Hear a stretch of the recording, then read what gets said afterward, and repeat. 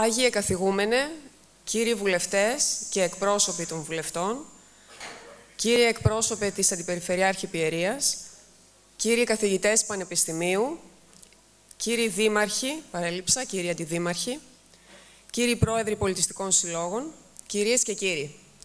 Με μεγάλη χαρά σας καλωσορίζουμε στο Διεθνές Ίδρυμα Μεγάλου Αλεξάνδρου, εδώ, στην καρδιά της Πιερίας, στην εκδήλωση «Ιστορικά κοιμήλια της Νάουσας» και στα εγγένεια της ομώνυμης έκθεσης. Το Διεθνές Ίδρυμα Μεγάλου Αλεξάνδρου υποδέχεται τον Αριστοτέλη της Νάουσας σήμερα, μια πολιτιστική εταιρεία με πολύχρονη προσφορά στη μελέτη της ιστορίας της ευρύτερης περιοχής της Νάουσας και στη διαφύλαξη της πολιτιστικής κληρονομιάς του τόπου. Στα πλαίσια της έκθεσης έχουμε τη χαρά και την τιμή να φιλοξενούμε αξιόλογα κοιμήλια του Εθνικοαπελευθερωτικού Αγώνα του 1821 από την περιοχή της Νάουσας. Πρόκειται κυρίως για όπλα, όπως θα δείτε κι εσείς, πιστόλες και σπάθες αγωνιστών, σπάνια κοιμήλια του αγώνα, τα οποία αποτελούν ιστορικά ντοκουμέντα της Επανάστασης του 1821 στην περιοχή της Μακεδονίας. Όπως είναι γνωστό, στη Μακεδονία τα μέτωπα του αγώνα ήταν κυρίως τρία. Το πρώτο μέτωπο ήταν της Κεντρικής Μακεδονίας, που εστιάστηκε κυρίως στην Χαλκιδική. Το δεύτερο ήταν εδώ στην περιοχή μας, στον Όλυμπο. Και το τρίτο μέτωπο, και ίσως το αιματηρότερο, ήταν αυτό της Νάουσας. Οι τρεις αυτές ηρωικές εξεγέρσεις τοπικών οπλαρχηγών και αγωνιστών δυστυχώς πνίγηκαν στο αίμα, αλλά έδωσαν την ευκαιρία στην υπόλοιπη επαναστατημένη Ελλάδα να πάρει μια ανάσα. Λειτουργήσαν κατά κάποιο τρόπο ως ασπίδα της Επανάστασης, ενώ όσοι Μακεδόνες αγωνιστές διασώθηκαν, ενίσχυσαν τον αγώνα σε άλλα μέτωπα. Η σύνδεση του Έλληνα με τα όπλα τώρα, τα οποία θα θαυμάσουμε και ως εκθέματα στην έκθεσή μας σήμερα, έχει βαθιές ρίζες. Το κυρίαρχο όπλο που δεσπόζει στον ελλαδικό χώρο και κράτησε στα χέρια του Έλληνας μέχρι την απελευθέρωσή του ήταν το καριοφύλι. Η ονομασία του προέρχεται κατά μία εκδοχή από το φυτό καριόφυλλο, που σκαλιζόταν στη μια πλευρά της κάνης. Ήταν όπλο έμπροστογεμές, λιόκανο και λειτουργούσε με μηχανισμό πυρόλιθο. Εκτός από το καριοφύλι, οι κλέφτες και αρματολοί έφεραν επιπρόσθετο οπλισμό, μία ή δύο πιστόλες και επιπλέον γιαταγάνι και πάλα. Πολλές φορές τα γαταγάνια και οι πάλες, καθώς και οι θήκες τους, ήταν περίτεχνα διακοσμημένες με ασήμι και χρυσό. Τα όπλα συμπλήρωναν οι παλάσκες, θήκες που είχαν τα πυρομαχικά, καθώς και διάφορα άλλα εξαρτήματα. Τα κοιμήλια της έκθεσης που φιλοξενούμε σε συνεργασία με το Σύλλογο Αριστοτέλης της Νάουσας προέρχονται κυρίως από δύο ιδιωτικές συλλογές, του Προέδρου του Αριστοτέλη κ. Γιάννη Ευθυμιάδη και του κ. Τάκη Μπαΐτσι. Αξιόλογες είναι και οι παραδοσιακές φορεσιές, που προέρχονται επίσης από την Άουσα, του Γενίτσαρου και της Μπούλας και άλλες που θα έχουμε την ευκαιρία στη συνέχεια να θαυμάσουμε. Να πούμε στο σημείο αυτό ότι την εκδήλωσή μας, που είναι αφιερωμένη στην παράδοση και στην πολιτιστική μας κληρονομιά, διανθίζουν μουσικά και χορευτικά ο Όμιλος για την Προστασία και Προβολή του Εθήμου Γενίτσαρη και Μπούλες της Νάουσας και ο Πολιστικός Σύλλογος Άγιος Χριστόφορος Νέων Πολυπλατάνου της Νάουσας. Μετά από αυτά τα λίγα εισαγωγικά, παρακαλώ πολύ τον Δήμαρχο Δίου Ολύμπου, τον κύριο Παπαθανασίου Γεώργιο, να έρθει για ένα σύντομο χαιρετισμό.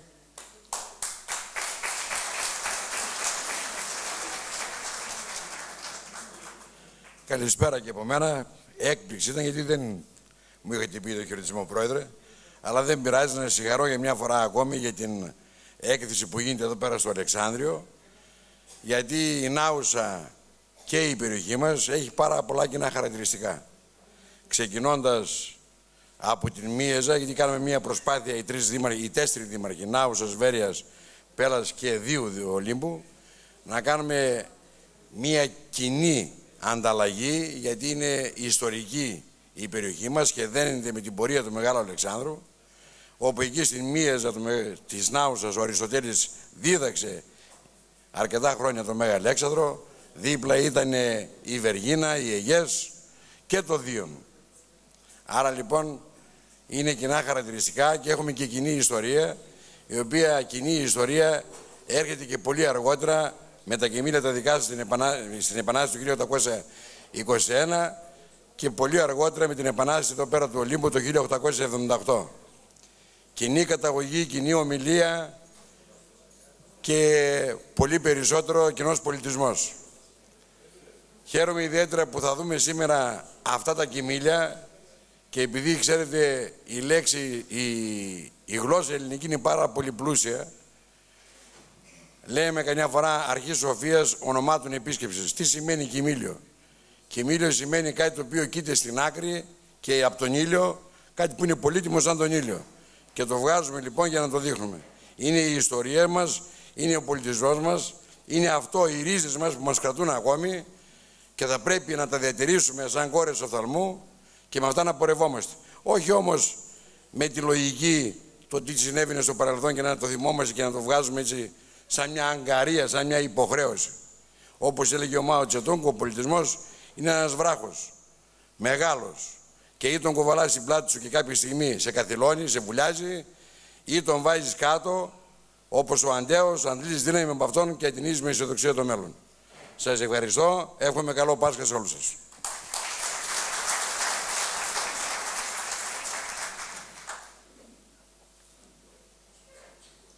Να καλέσουμε τώρα στο βήμα τον πρόεδρο του Αριστοτέλη, τον κύριο Ευθυμιάδη Ιωάννη, να μας πει και αυτός δύο λόγια.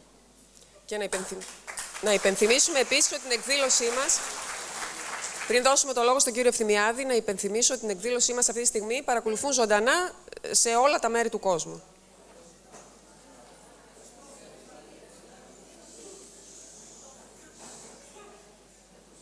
Αγαπητέ κύριε Πρόεδρε, κυρίες και κύριοι, κύριοι βουλευτές, αν παραλείψω κάτι, λογικό είναι γιατί είστε πάρα πολλοί. Καλώς ήρθατε στην απόψινή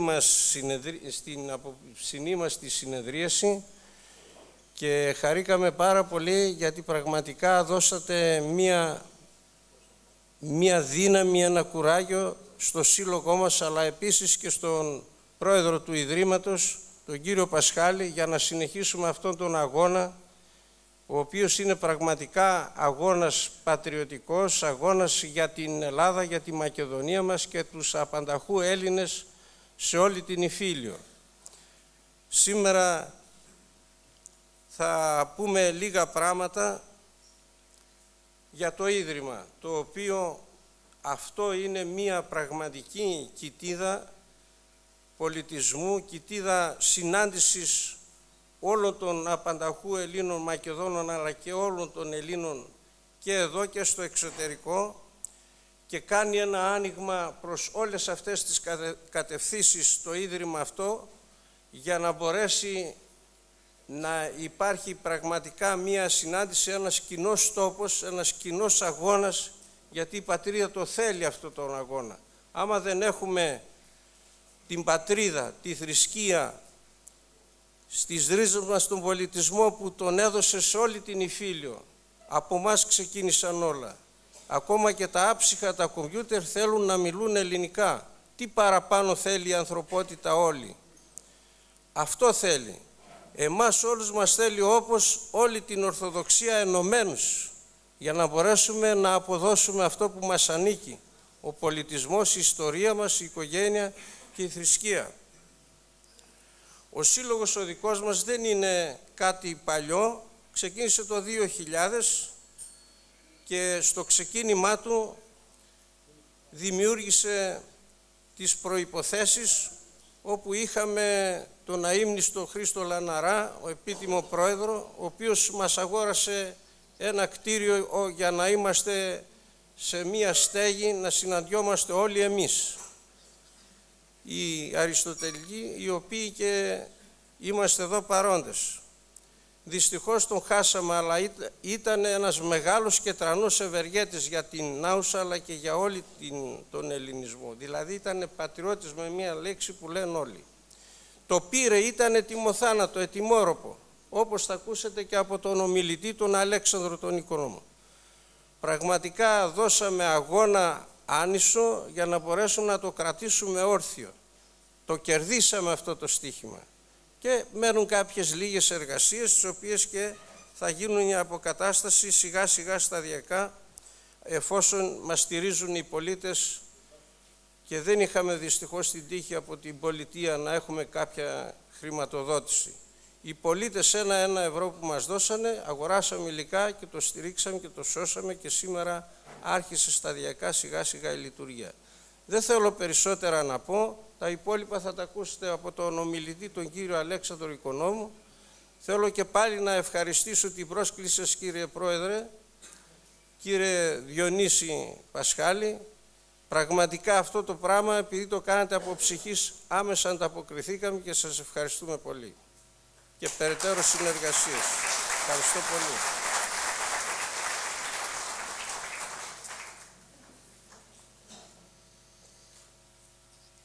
Έχουμε τη χαρά να είναι σήμερα μαζί μας ο κύριος Αλέξανδρος Οικονόμου, ο οποίος είναι αρχιτέκτον μηχανικός, διπλωματούχος του Εθνικού Μετσόβιου Πολυτεχνείου, μετρήστη πολεοδομία και DEA στην οικονομική και κοινωνική ιστορία. Θα πω πολύ σύντομα το βιογραφικό του και στη συνέχεια θα έρθει να μας κάνει μια σύντομη τοποθέτηση. Από το 1981 μέχρι το 1990 διατέλεσε διευθυντής τεχνικής υπηρεσίας του Δήμου Νάουσας, όπου μελέτησε και επέβλεψε σημαντικά έργα. Σήμερα διατηρεί τεχνικό γραφείο μελετών στη Νάουσα και στη Θεσσαλονίκη, με ιδιαίτερο ενδιαφέρον στις μελέτες αποκατάστασης παραδοσιακών κτηρίων, καθώς και εκείνες που αφορούν στη διάσωση, ανάδειξη και αξιοποίηση της βιομηχανικής μας κληρονομιάς. Συμμετείχε σε επιστημονικά σεμινάρια και συνέδρια ως σύνεδρος και ως εισηγητής.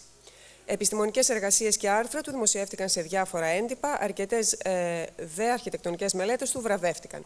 Ενεργητική συμμετοχή στα κοινωνικά και πολιτιστικά δρόμενα της Νάουσας και του νομού.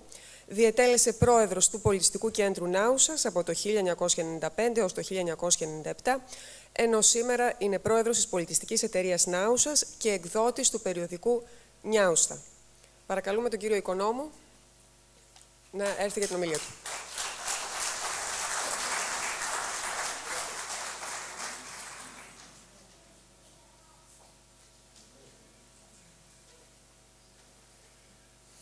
Καλησπέρα σας. Μέχρι να ανοίξει λίγο το μηχάνημα.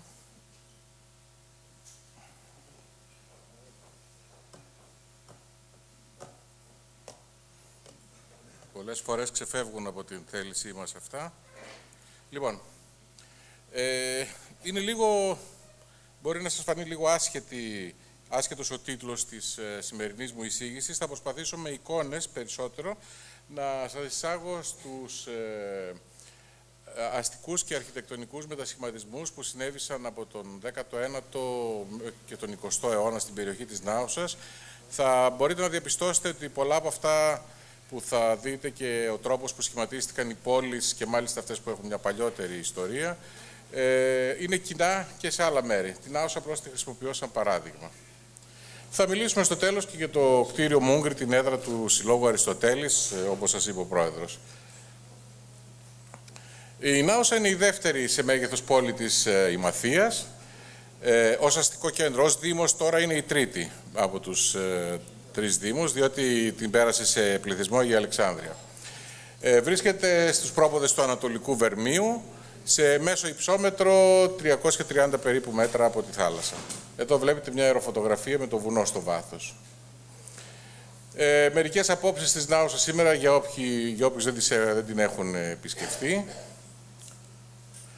Τα άφθονα νερά που πηγάζουν από τις πλαγιές του Ανατολικού Βερμίου σχηματίζουν ποτάμια και μεγάλους ή μικρότερους καταράχτες που χρησιμοποιήθηκαν σαν κινητήρια δύναμη για τη βιομηχανία.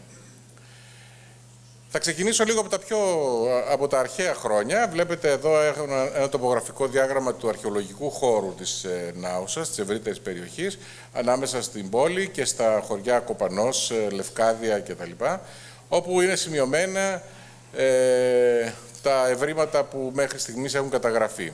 Η περιοχή του Βερμίου αυτή κατοικήθηκε από τα αρχαιότατα χρόνια και η σημερινή Νάουσα διαδέχτηκε μια σημαντική πόλη της αρχαιότητας, τη Μίεζα.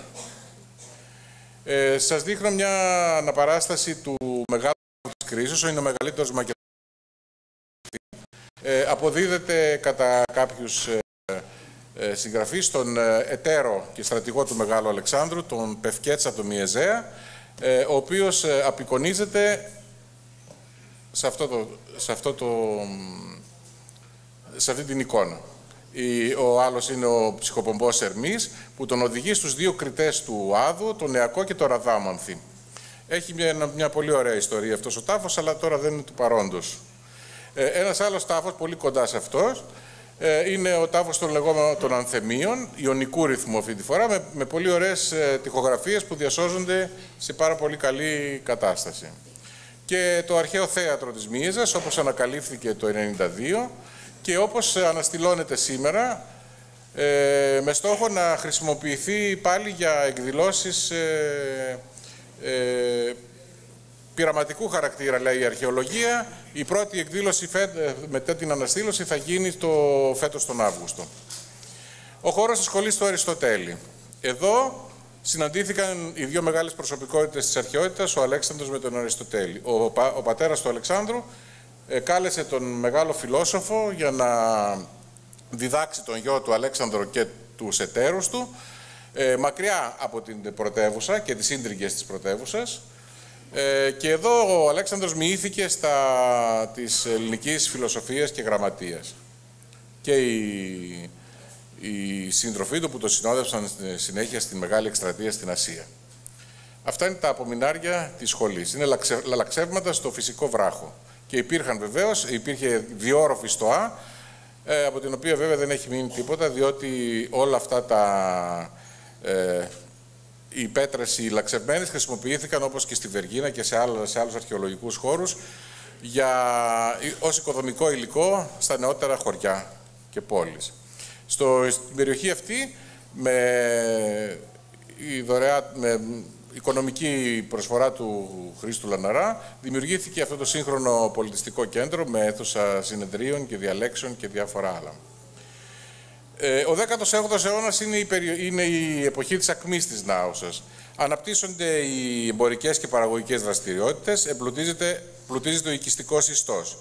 Η πόλη, όπως ξέρετε και όπως υπόθηκε, καταστρέφεται σχεδόν ολοκληρωτικά από τους Τούρκους κατά την Επανάσταση του 1822.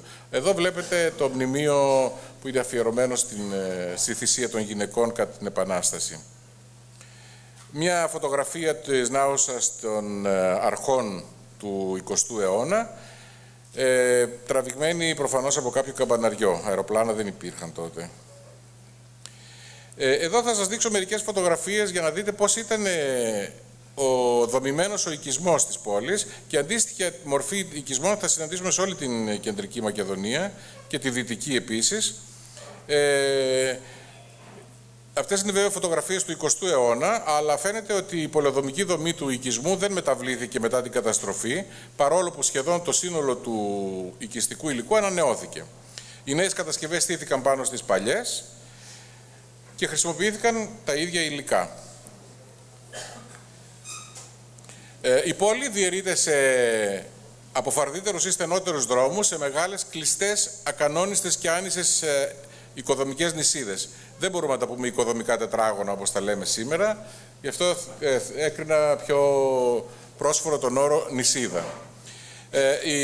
Στην περίμετρο των νησίδων υπάρχουν οι κατοικίες κτισμένες εν σειρά, με όψεις στο δρόμο και κήπους προς το πίσω μέρος των νησίδων. Το πλέγμα των δρόμων και των δημοσίων χώρων είναι πολύπλοκο, με οφειοειδείς χαράξεις, τοπικές διαπλατύνσεις και αδιέξοδα. Σε τοπικές διαπλατύνσεις ιδρύονται εκκλησίες, γίνονται μικρές πλατείες και σε κάποια σημεία γίνονται και τα σχολεία. Έτσι σχηματίζονται οι λεγόμενοι μαχαλάδες, γειτονιές, που αποτελούνται από περισσότερες από μια οικιστικές οικοδομικές νησίδες, μαζί με όλα τα ενδιάμεσους δρόμους, δρομίσκους και αδιέξοδα. Εδώ βλέπετε μια περιοχή της πόλης που χτίστηκε μετά την έλευση των προσφύγων. Φαίνεται σαφώς η διαφορά του τρόπου δόμησης των νέων κατοικιών μαζί με το σχεδιάγραμμα. Εδώ πλέον έχουμε για πιο γραμμικές καταστάσεις. Ήταν μια από τις πρώτες οργανωμένες δομήσεις και δίπλα τα εργοστάσια Λαναρά. Ένας τρόπος πώς πήγε να εφαρμοστεί ένα νέο οικοδομικό σχέδιο του 1928, που απλώς φάρδινε κάποιους δρόμους από τους υφιστάμενους, αλλά δεν υλοποιήθηκε στη συνέχεια καθόλου. Μερικές εικόνες από τους κεντρικούς δρόμους της Νάουσας στις αρχές του 20ου αιώνα.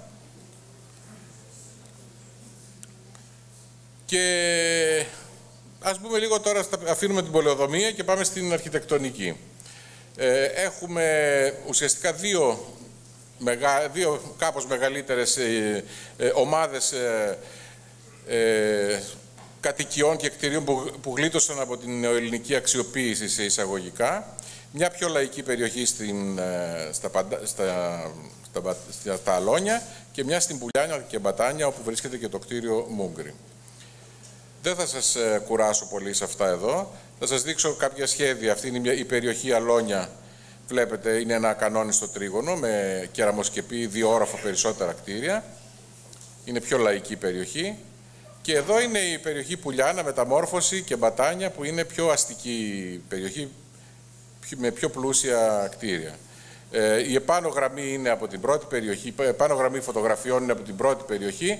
Η κάτω γραμμή είναι από την δεύτερη περιοχή, την πιο πλούσια, βλέπετε 3 όροφα κτίρια, πιο αστικού χαρακτήρα. Κάτω αριστερά βλέπετε το κτίριο Μούγκρη, στην σημερινή του μορφή, μετά τις εργασίες αποκατάστασης. Μερικά σχέδια από κτίρια αυτής της περιοχής. Στο Ισόγειο σε πολλά από αυτά είχαμε σισαμοτριβία ή άλλα πράγματα. Και εδώ είναι η εποχή που αρχίζει η ακμή της βιομηχανίας στην Άωσα, από το 1875, που ιδρύονται τα πρώτα εργοστάσια με τη σύγχρονη έννοια του όρου.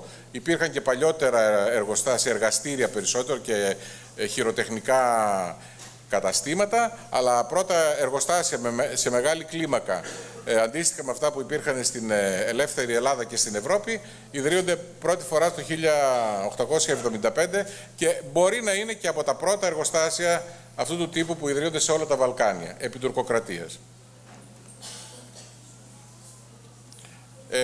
Αυτά είναι από τη νεότερη γενιά των εργοστασίων, είναι από τα πρώτα συγκροτήματα του Λαναρά Κίρτζη, μετά τον Πρώτο Παγκόσμιο Πόλεμο. Μεγαλύτερες μονάδες, μέσα στην πόλη πλέον και με τη χαρακτηριστική καπνοδόχο. Θα δούμε και άλλες τέτοιες καπνοδόχους. Εδώ βλέπουμε μερικά αστικά κτίρια που είναι η μορφή τους επηρεασμένη από την μορφολογία των εργοστασίων. Μεγάλα ανοίγματα, επεξεργασμένα πλαίσια παραθύρων, συμμετρίες και διάφορα τέτοια πράγματα που τη μορφολογία των οποίων τη συναντούμε πρώτη φορά στα βιομηχανικά κτίρια, τα σχέδια των οποίων έρχονται από την Ευρώπη μαζί με τα μηχανήματα. Και συνακόλουθα έρχεται και η αισθητική που κυριαρχούσε στην Ευρώπη. Εδώ βλέπουμε ορισμένα κτίρια που τα συναντούμε κυρίως στην Άωσα. Είναι αυτά που έχουν μια τούβληνη επένδυση μπροστά. Η ύπαρξή του οφείλεται μάλλον στην ύπαρξη και λειτουργία ενός εργοστασίου που παρήγαγε ακριβώς αυτά τα τούβλα, συμπαγή τούβλα, τα οποία όμως χρησιμοποιούν πάλι στοιχεία, όπως βλέπετε, της βιομηχανικής αισθητικής, με τα μεγάλα ανοίγματα, τα τοξωτά υπέρθυρα και διάφορα άλλα τέτοια στοιχεία. Και μια μικρή χρήση οπλισμένου σκυροδέματος από τις πρώτες φορές που βλέπουμε στα μπαλκόνια. Αυτά που προεξέχουν είναι οπλισμένο σκυρόδεμα. Στις αρχές από το 1920 και νωρίτερα ίσως είναι από τα πρώτα δημόσια κτίρια που βασικά είναι τα σχολεία, κτισμένα με δωρεές ναουσαίων ομογενών είτε στο εξωτερικό είτε εμπόρων είτε και από συνδρομές των ίδιων των ναουσαίων. Το Δημοτικό Σχολείο Σεφέρτζιο και το Δημοτικό Σχολείο Γαλάκια. Τα σχολεία του Αγίου Μινά που έγιναν με συνδρομές, μεγάλες συνδρομές των Ενβοστών ναουσαίων. Το Λάπιο Γυμνάσιο που υπάρχει μέχρι σήμερα, μεγάλη οικονομική συνδρομή των αδερφών Λάπα, πλουσίων εμπόρων από την Αίγυπτο και την Αθήνα. Και εδώ είμαι στον πειρασμό να σας δείξω και τους πύργους της Νάουσας, γιατί διαθέτει αρκετούς. Είναι βασικά το ρολόι της πόλης και το ρολόι, οι καμινάδες, 5 καμινάδες πανύψηλες από τα εργοστάσια της που βρίσκονται κατά μήκος του ποταμού και κάποια καμπαναριά. Που είναι έτσι αυτοτελή, δίπλα στην εκκλησία ή απέναντι από την αντίστοιχη εκκλησία, αλλά είναι πύργοι με εξαιρετική ποιότητα κατασκευής. Τα δομικά χαρακτηριστικά των παλιότερων σπιτιών, βασικά τι είναι, τα ισόγεια ή ο πρώτος όροφος όταν πρόκειται για τριόροφα κτίρια είναι κτισμένα με πέτρες. Τα χαμηλά έχουν για αμυντικούς κυρίως λόγους όσο γίνεται λιγότερα ανοίγματα, όσο ανεβαίνουν προς τα πάνω η κατασκευή γίνεται ελαφρότερη και τα ανοίγματα περισσότερα. Μερικές φωτογραφίες, φαίνεται εδώ καθαρά αυτή η διαφοροποίηση. Έχουμε προεξοχές. Εδώ είναι ο τρόπος κατασκευής με τσατμά. Βλέπετε ότι 2 όροφοι είναι με αυτή την ελαφριά κατασκευή και βλέπετε ότι παρόλο αυτό είναι ένα κτίριο του 19ου αιώνα, που μάλιστα δεν είχε τελειώσει ποτέ, δεν σοβατίστηκε καν ποτέ, διατηρείται σε αυτή την κατάσταση, δεν έχει ούτε μια ρογμή. Τα γνωστά σαχνησιά και οι αρχιτεκτονικές προεξοχές, ή στις εσωτερικές όψεις έχουμε τα χαγιάτια, τα οποία είναι ανοιχτοί ημιυπαίθριοι χώροι που χρησιμοποιούνται κυρίως για την επεξεργασία της μετάξης. Εκτρέφονταν μεταξοσκόλικες και εκεί ακριβώς έβαζαν τις κρεβάτες, ας πούμε, που βάζανε τους κόλικες. Λοιπόν, ας τα περάσουμε αυτά, είναι λίγο... Εδώ βλέπετε ένα τυπικό ισόγειο, το οποίο σχεδόν ποτέ δεν κατοικείται, χρησιμεύει ως βοηθητικός χώρος, κυρίως για το σταυλισμό των υποζυγίων, που κάθε σπίτι είχε ένα ή περισσότερα υποζύγια πάντα, ή για την αποθήκευση των διαφόρων προμηθειών για το χειμώνα, ή ακόμη και τα μεγάλα ξύλινα βαρέλια για το κρασί, τα βαένια λεγόμενα.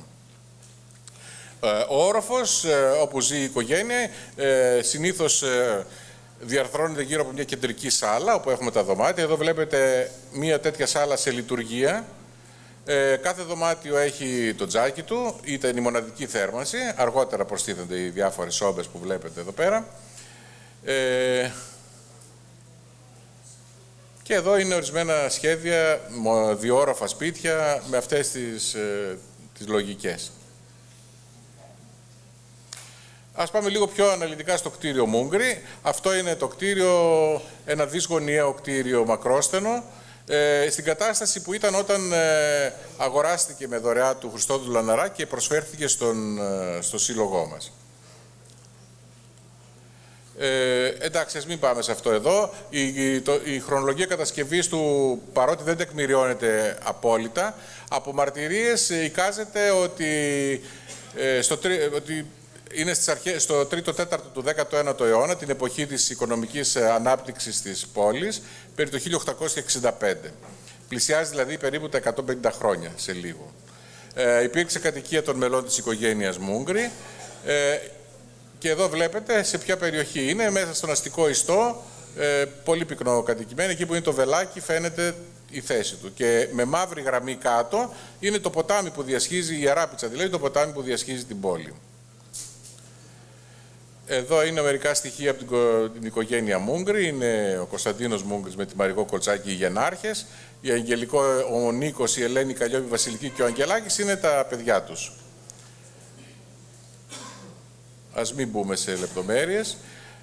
Ούτε επίσης τα στοιχεία. Το κτίριο είναι τριόροφο, έχει ένα ισόγειο και 2 ορόφους από πάνω. Από 210 περίπου τετραγωνικά ο κάθε όροφος. Το κτίριο αγοράστηκε το 2003 και προσφέρθηκε στην πολιτιστική εταιρεία Αριστοτέλης. Βλέπετε την κατάσταση που ήταν όταν αγοράστηκε. Τη μεγαλύτερη ζημιά την είχαν κάνει οι στέγες που είχαν καταστραφεί και άφηναν τα νερά της βροχής να μπαίνουν μέσα, οπότε θα δείτε μετά τι αποτελέσματα είχαν. Εδώ είναι κάποια στοιχεία από την αυλή. Υπήρχαν και κάποιες καθιζήσεις, επειδή είναι ξυλοκατασκευή ουσιαστικά, χωρίς ιδιαίτερη θεμελίωση κάτω.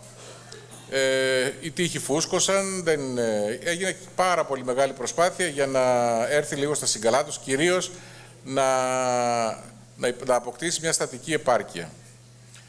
Βλέπουμε ορισμένα στοιχεία πώς ήταν αυτή η κατάσταση. Εδώ είναι φωτογραφίες από το μεταξουργείο, πώς είναι και πώς κατάντησε η βροχή που έμπαινε μέσα από τις στέγες τους εσωτερικούς χώρους. Αυτή η τύχη είναι 70-80 εκατοστά πάχος έχουν, ευτυχώς δηλαδή, αλλιώς θα είχαν καταρρεύσει, με ξυλοδεσιές και τέτοια, και έχουν αποσαρθρωθεί αρκετά από τα νερά της βροχής.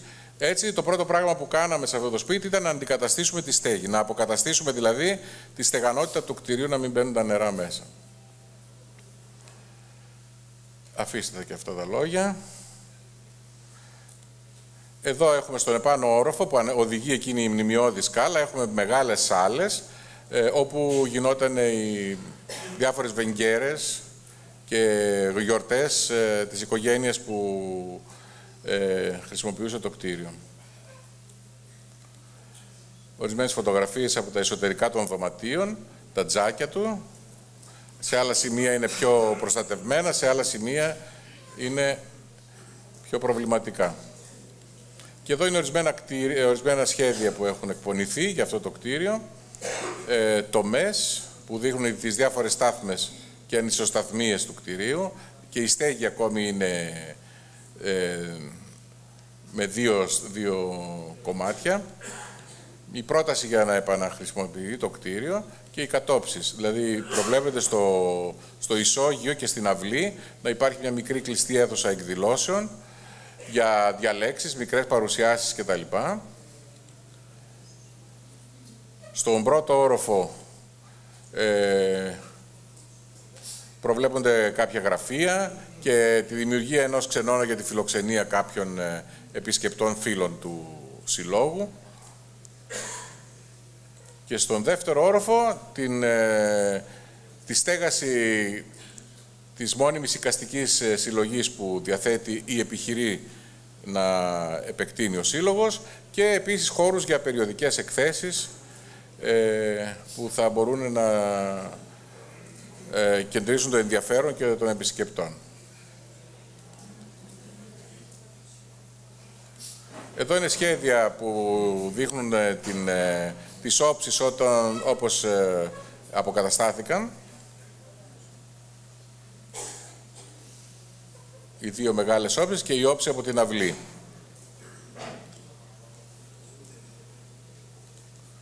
Και εδώ είναι οι φωτογραφίες, το πριν και το μετά. Πώς ήταν όταν παραλήφθηκε το κτίριο από το Σύλλογο και πώς είναι σήμερα. Εξωτερική όψη. Δυστυχώς χρειάζεται πάρα πολλή δουλειά ακόμη για το εσωτερικό και απαιτείται μια πολύ σημαντική δαπάνη. Οι πρώτες προσπάθειες για να περιοριστούν οι ζημιές, όπως σας είπα, έχουν γίνει, αλλά απαιτούνται και πολλή δουλειά ακόμη και αρκετά χρήματα. Ελπίζουμε να μπορέσουμε να ενταχθεί το κτίριο σε κάποια από τα προγράμματα. Και εδώ βλέπετε την όψη από την αυλή, πώς ήτανε και πώς είναι σήμερα.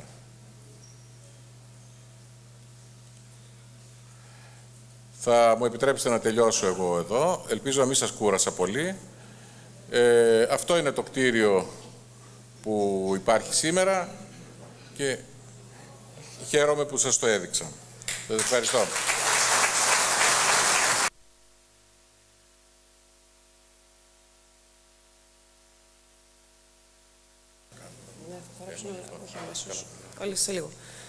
Ευχαριστούμε θερμά τον κύριο Οικονόμου για την εξαιρετικά ενδιαφέρουσα παρουσίαση με θέμα την αρχιτεκτονική της Νάουσας. Θα παρακαλέσω τώρα τον βουλευτή Πιερίας, τον κύριο Χριστογιάννη, να έρθει έτσι για δύο λόγια να μας πει.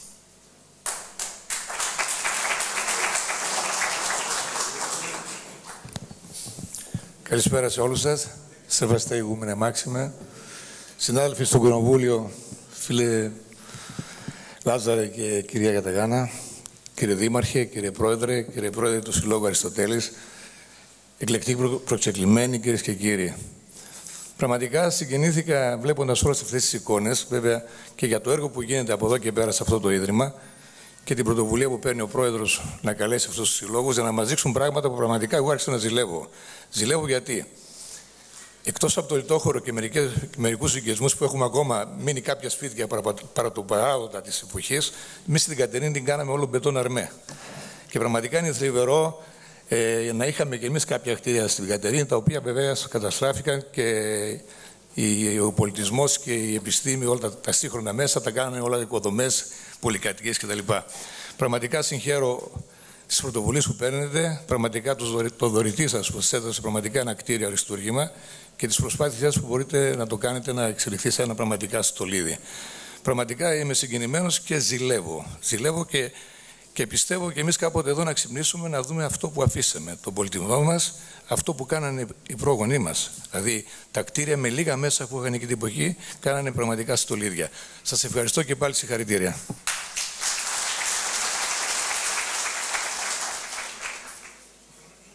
Θα παρακαλέσουμε τώρα και τον βουλευτή Μαθίας, τον κύριο Τσαβδαρίδη, να μας κάνει τη χαρά.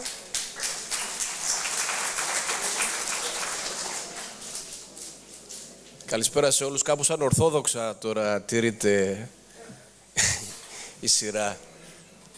Εν πάση περιπτώσει, νόμιζα ότι οι χαιρετισμοί θα προηγούνταν. Να καλησπερίσω και εγώ και τους συμμαθιώτες και τους ανθρώπους από την Πιερία που βρίσκονται εδώ. Συγχαρητήρια, Πρόεδρε, για την πολύ σημαντική πρωτοβουλία να παρουσιάσετε εδώ στην Πιερία πράγματα πολύ σημαντικά που κάνανε οι προγονείς μας εκεί στην Ημαθία.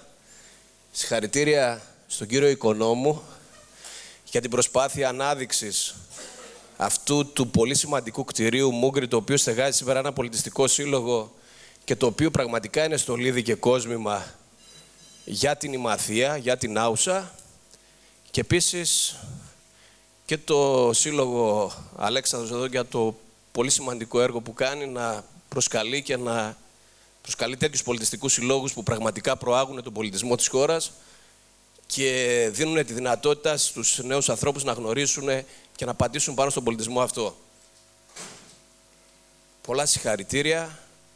Εύχομαι, Πρόεδρε, να ολοκληρώσετε το κτίριο αυτό. Την ανακατασκευή του κτίριου αυτού θα είναι σημαντικό να βοηθήσουν όλοι οι φορείς. Σε ό,τι με αφορά θα είμαι κοντά, όπως ήμουνα μέχρι τώρα κοντά, σε αυτό που μέχρι σήμερα έγινε, και νομίζω ότι με τη συνέχιση της δραστηριοποίησης αυτής θα δώσουμε τη δυνατότητα ο πολιτισμός μας να πάει ένα βήμα παραπέρα. Να είστε καλά. Καλό Πάσχα σε όλους, εύχομαι. Να είστε καλά. Και τώρα ήρθε η ώρα να απολαύσουμε την χοροδία του Πολιτιστικού Συλλόγου Άγιος Χριστόφορος Νέων Πολυπλατάνου Νάουσας, ο Σύλλογος ιδρύθηκε από το 1981, αξίζει να το πούμε και αυτό, και διαθέτει τμήματα χορευτικά και τμήμα χοροδίας. Η χοροδία θα τραγουδήσει σήμερα εδώ για όλους εμάς 5 τραγούδια. Το «Μήλο μου κόκκινο», παραδοσιακό Μακεδονίας, το «Λελελέ», παραδοσιακό Μακεδονίας επίσης, «Μια Σμυρνιά στο παραθύρι», παραδοσιακό Σμύρνης, «Μεσοπέλαγα», παραδοσιακό Αιγιοπελαγίτικο, και το «Ανούλα», που είναι παραδοσιακό Μακεδονίας.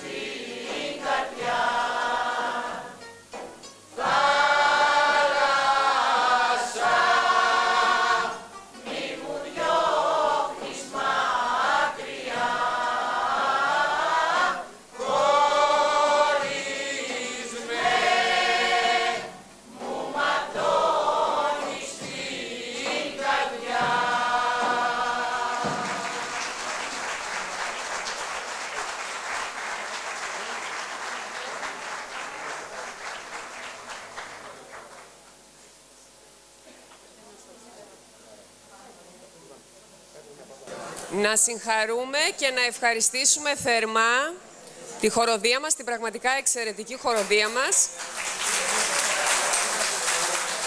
και τους οργανοπαίκτες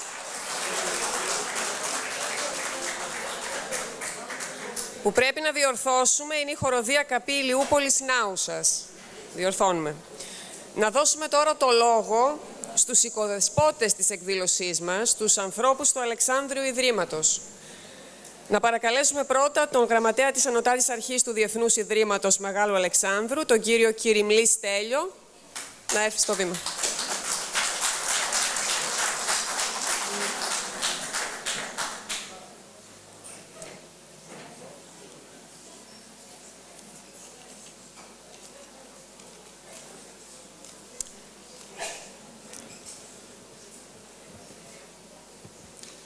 Αξιότιμοι προσκεκλημένοι, αγαπητέ κύριε Πρόεδρε Πασχάλη, κυρίες και κύριοι, ως εκπρόσωπος της Ανωτάτης Αρχής του Διεθνούς Ιδρύματος Μέγας Αλέξανδρος, σας καλωσορίζω σήμερα εδώ, στο σεπτό χώρο όπου τιμάται η μεγαλύτερη προσωπικότητα της παγκοσμίου ιστορίας, ο ΑΗ Παμέγιστος Αλέξανδρος, Υιός του Φιλίππου και της Ολυμπιάδος.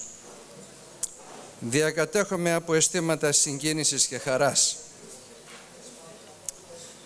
Συγκίνησης μεν, διότι βλέπω ότι το Διεθνές Ίδρυμα μετά από 20 χρόνια υπολειτουργίας εγγίζει πλέον τους σκοπούς και τις επιδιώξεις του. Αυτό το μεγάλο έργο που έγινε εντός περίπου 8 μηνών οφείλεται στις μεγάλες προσπάθειες των εκλεκτών μελών του Διοικητικού Συμβουλίου και του αδιακόπου εργαζομένου Προέδρου του κ. Διονύση Πασχάλη, και τον ευχαριστούμε. Αισθήματα χαράς δε, διότι βρισκόμεθα όλοι εδώ και σας υποδεχόμαστε όχι ως τουρίστες,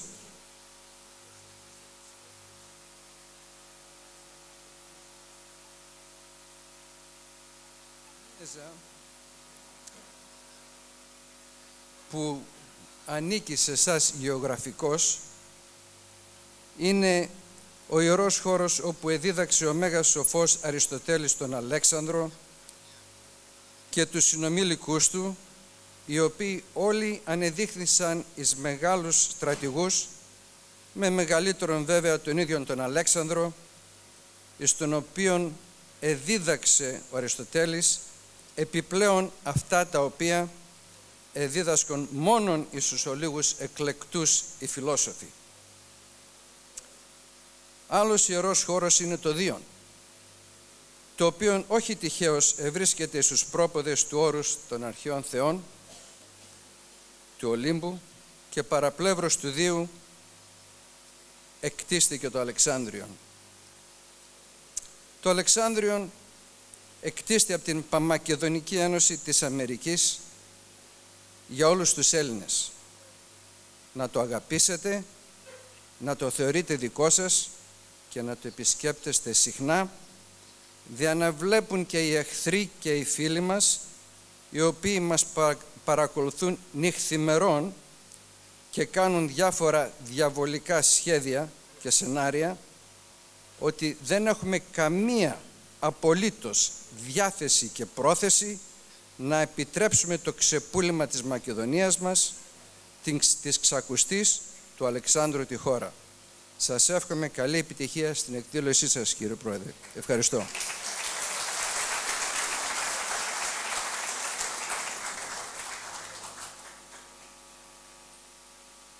Παρακαλούμε τώρα τον Αντιπρόεδρο της Εκτελεστικής Γραμματείας του Διεθνούς Ιδρύματος Μεγάλου Αλεξάνδρου, τον κύριο Φαχαντίδη Επαμινώνδα, να έρθει στο βήμα.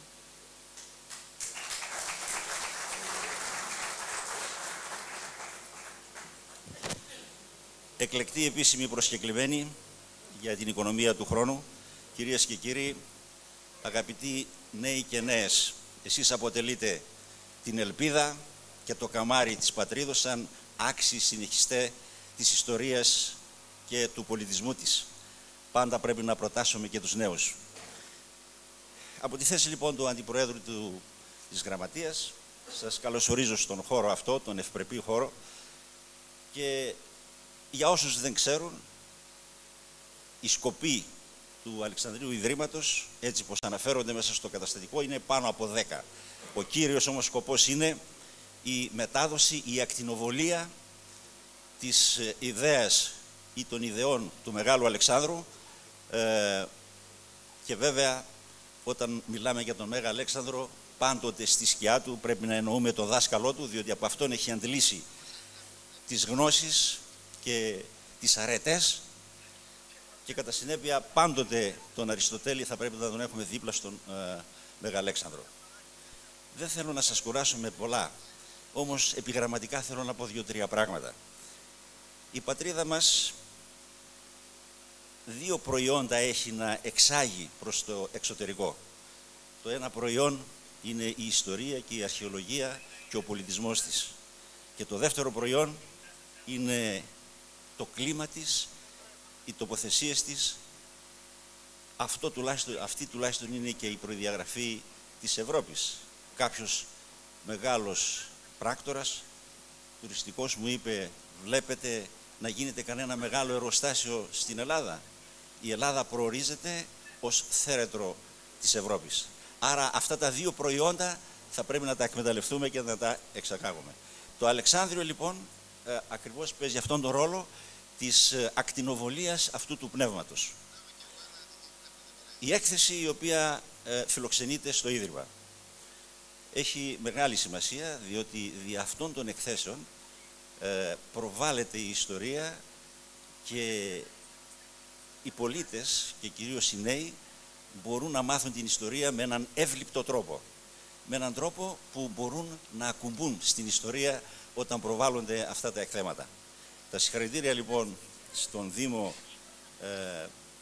της Ναούσης, και εδώ θα μου επιτρέψετε να πω ότι η ιστορία είναι μια μεγάλη υπόθεση. Όλβιος, λέει ο μεγάλος μας ποιητής, ο τραγικός ποιητής ο Ευρυπίδης, όλβιος ως της ιστορίας ες και μάθηση. Ευτυχής εκείνος που γνωρίζει την ιστορία, διότι η ιστορία επαναλαμβάνεται και με μικρές διαφορές. Και άρα, εάν πάρουμε τα διδάγματά της, τότε θα έχουμε τη σωστή τοποθέτηση στην αντιμετώπιση των μελλοντικών προβλημάτων. Έτσι λοιπόν, όλους πρέπει να ενδιαφέρει η γνώση της ιστορίας. Και όταν εμείς ήμασταν μαθητές στο γυμνάσιο, δεν είχαμε διδαχθεί ότι εκεί στην Αραπίτσα είχαν οι γυναίκες θυσιάσει τη ζωή τους για να διατηρήσουν την τιμή τους. Ξέραμε όλοι τον Ζάλογκο. Και θα ήθελα να σας προσθέσω ότι παρόμοιο γεγονός έχει συμβεί και στον Πόντο την εποχή εκείνη. Οι Ποντιοπούλες σε μια περιοχή του Πόντου έχουν γκρεμιστεί προκειμένου να μην ατιμαστούν από τους Τούρκους. Αυτά τα πράγματα πρέπει να τα συμπληρώσει η ιστορία, το μάθημα της ιστορίας και στους επερχομένους. Δεν θέλω να σας κουράσω, επιτρέψτε με όμως να διαβάσω αυτόν τον όρκο του Μεγάλου Αλεξάνδρου το 324 στην οπή της Ασίας, διότι εδώ ακριβώς είναι όλη η φιλοσοφία. Λέει λοιπόν ο Μέγας Αλέξανδρος εκεί, σας εύχομαι, λέει, τώρα που τελειώνουν οι πόλεμοι, να ευτυχήσετε με την ειρήνη. Όλοι οι εθνητοί από εδώ και πέρα να ζήσουν σαν ένας λαός, μονιασμένοι για την κοινή προκοπή. Να θεωρείτε, λέει, την οικουμένη πατρίδα σας με κοινούς νόμους, όπου θα κυβερνούν, λέει, άριστοι, ανεξαρτήτως φυλής. Δεν χωρίζω, λέει, τους ανθρώπους όπως κάνουν οι στενοκέφαλοι σε Έλληνες και βαρβάρους. Δεν με ενδιαφέρει, λέει, η καταγωγή των πολιτών, ούτε η ράτσα που γεννήθηκαν. Τους καταμερίζω με τύριο την αρετή. Για μένα κάθε καλός ξένος είναι Έλληνας και κάθε κακός Έλληνας είναι χειρότερος από βάρβαρο. Αν ποτέ σας παρουσιαστούν διαφορές, δεν θα καταφύγετε στα όπλα, παρά θα τις λύσετε ειρηνικά. Στην ανάγκη θα σταθώ εγώ διατητής σας. Τον Θεό δεν πρέπει να τον νομίζετε ως αυταρχικό κυβερνήτη, αλλά ως κοινό πατέρα όλων, ώστε η διαγωγή σας να μοιάζει με την ζωή που κάνουν τα αδέρφια στην οικογένεια. Από μέρους μου θεωρώ όλους ίσους, λευκούς και μελαμψούς, και θα ήθελα να μην είστε μόνο υπήκοοι της κοινοπολιτείας μου, αλλά μέτοχοι όλοι συνεταίροι. Τα μηνύματα που στέλνει ο Μέγας Αλέξανδρος με τον όρκο αυτό είναι επίκαιρα σήμερα όπως και τότε. Αναφέρεται, είναι ίσως το πρώτο αντιρατσιστικό κείμενο στη βιβλιογραφία και βέβαια είναι και ο προάγγελος της χριστιανικής άνοιξης. Είναι, θα λέγαμε, ένα κείμενο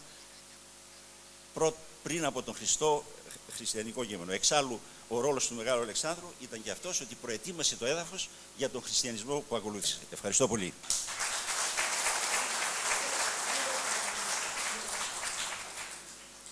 Να παρακαλέσουμε τώρα τον Αντιπρόεδρο της Εκτελεστικής Γραμματείας του Διεθνούς Ιδρύματος Μεγάλου Αλεξάνδρου, τον κύριο Γιάννη Κασδαρίδη, να έρθει για να χαιρετήσουμε.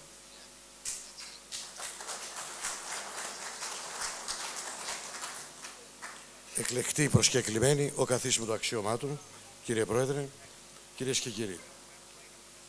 Περιποιεί τιμή για μας, για τους ανθρώπους του Διεθνούς Ιδρύματος Αλεξάνδριο, το γεγονός ότι στα δώματα αυτού του περίλαμπου κτηρίου δεξιωνόμαστε την έκθεση των ιστορικών κοιμηλίων της Νάουσας.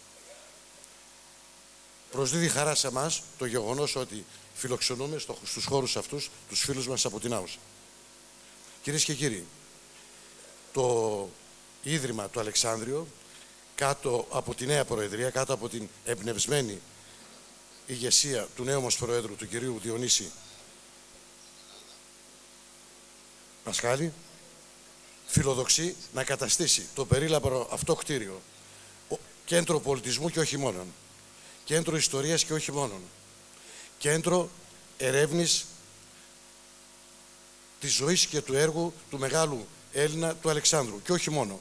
Φιλοδοξούμε να καταστήσουμε το χώρο αυτό κέντρο παραγωγής εθνικής πολιτικής, σήμερα ιδιαίτερα που πολλά πράγματα αναθεωρούνται και ανασυγκροτούνται.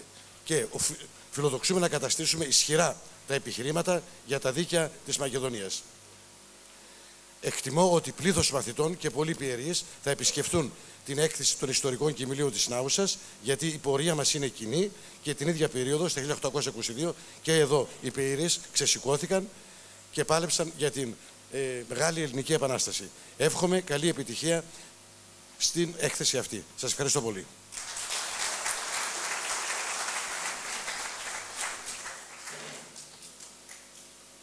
Έχουμε τη χαρά να βρίσκεται σήμερα μαζί μας ο καθηγητής κύριος Παντελής Νίγδελης. Ο Παντελής Νίγδελης είναι καθηγητής αρχαίας ιστορίας στο τμήμα Ιστορίας Αρχαιολογίας του Αριστοτέλειου Πανεπιστήμιου Θεσσαλονίκης, όπου υπηρετεί από το 1982.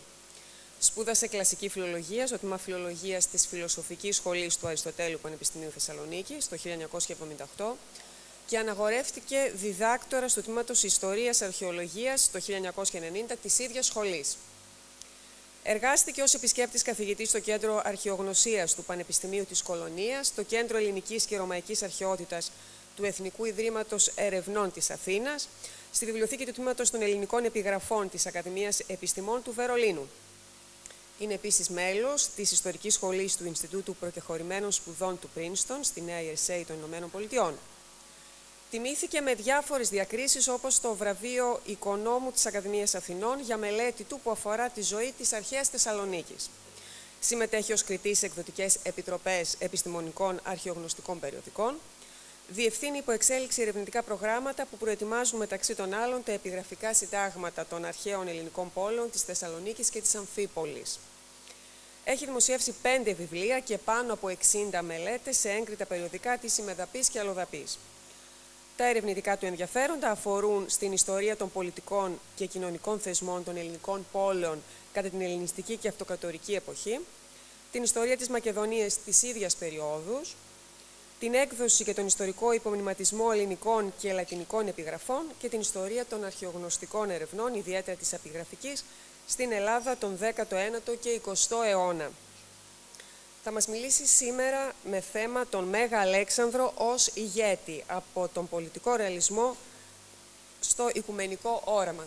Παρακαλούμε τον κύριο Νίγδελη να έρθει στο βήμα. Ευχαριστώ. Σεβαστέ Πατέρα, κύριοι βουλευτές, κύριε Δήμαρχε, κύριε Στρατηγέ, αξιότιμοι πρόεδροι του Συλλόγου Αριστοτέλης και του Διεθνούς Ιδρύματος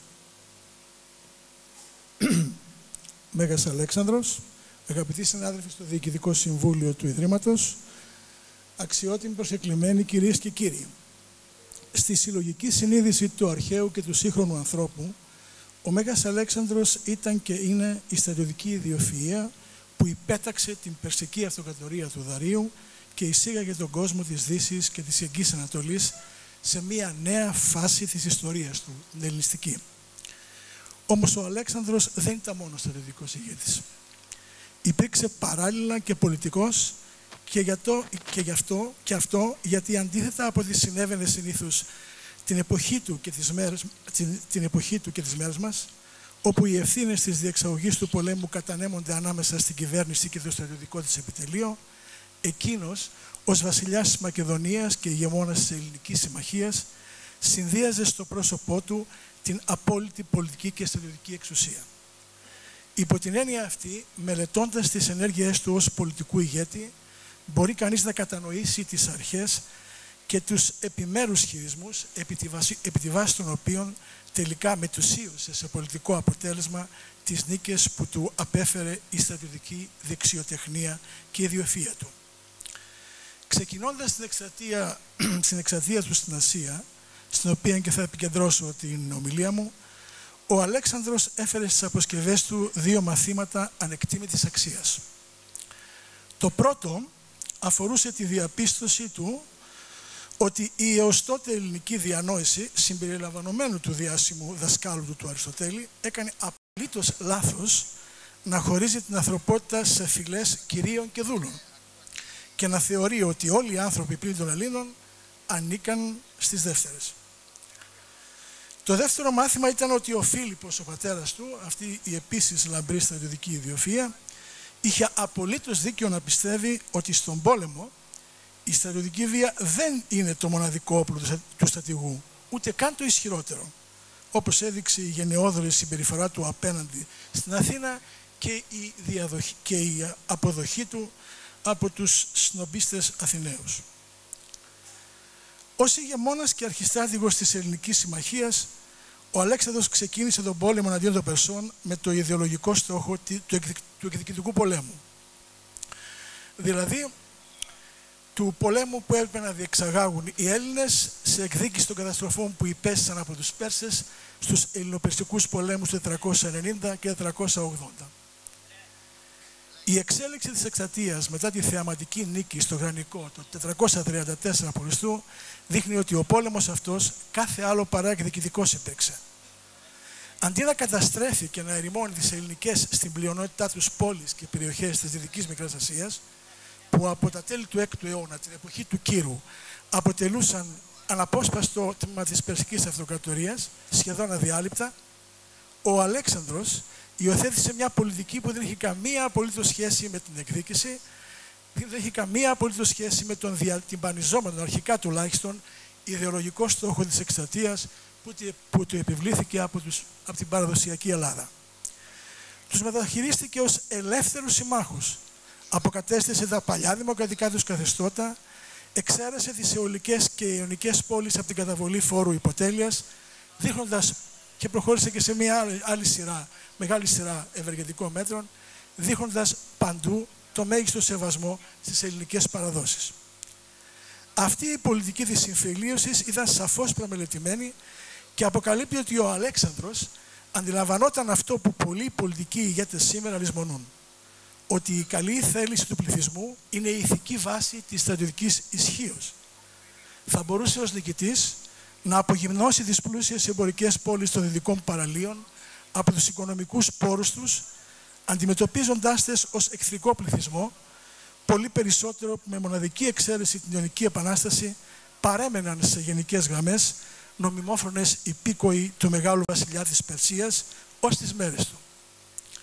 Ανταυτού, υπερβαίνοντας ιστορικά τραύματα και μνήμες, ακολούθησε αυτή την πολιτική που είχε ως αποτέλεσμα να υπονομεύσει την αφοσίωση των Ελλήνων της Μικράς Ασίας προς τον Πέρση βασιλιά και προοδευτικά τα θεμέλια της στρατιωτικής ισχύως του τελευταίου. Γιατί ο Αλέξανδρος, αιώνες πριν το μεγάλο θεωρητικό του πολέμου, τον Κλαούσεβιτς, ήξερε ότι αυτό που είχε σημασία ήταν ο αντικειμενικός στόχος. Και ο στόχος του δεν ήταν να ερημώσει τα εδάφη της Περσικής Αυτοκρατορίας, αλλά να τα κατακτήσει. Όμως ο στόχος αυτός δεν μπορούσε να επιτευχθεί αν δεν είχαν εξασφαλιστεί τα μετώπισθεν και δεν υποσκάπτονταν τα ναυτικά κυρίως ερίσματα του αντιπάλου στο Αιγαίο και αργότερα στις ακτές της Κύπρου, της Συρίας και της Φινίκης. Αν δεν εξασφαλιζόταν αυτή η προϋπόθεση μέσα από την πολιτική της συμφιλίωσης, το όλο στρατιωτικό εγχείρημα θα ήταν ανα πάσα στιγμή μετέωρο και επισφαλές. 4 χρόνια μετά την έναρξη της εξατίας του και αμέσως μετά την νίκη στα Γαυγάμιλα και την ανακήρυξή του ως βασιλιά της Ασίας στα Άρβιλα το 331, ο Αλέξανδρος βρέθηκε μπροστά σε ένα νέο πολιτικό πρόβλημα.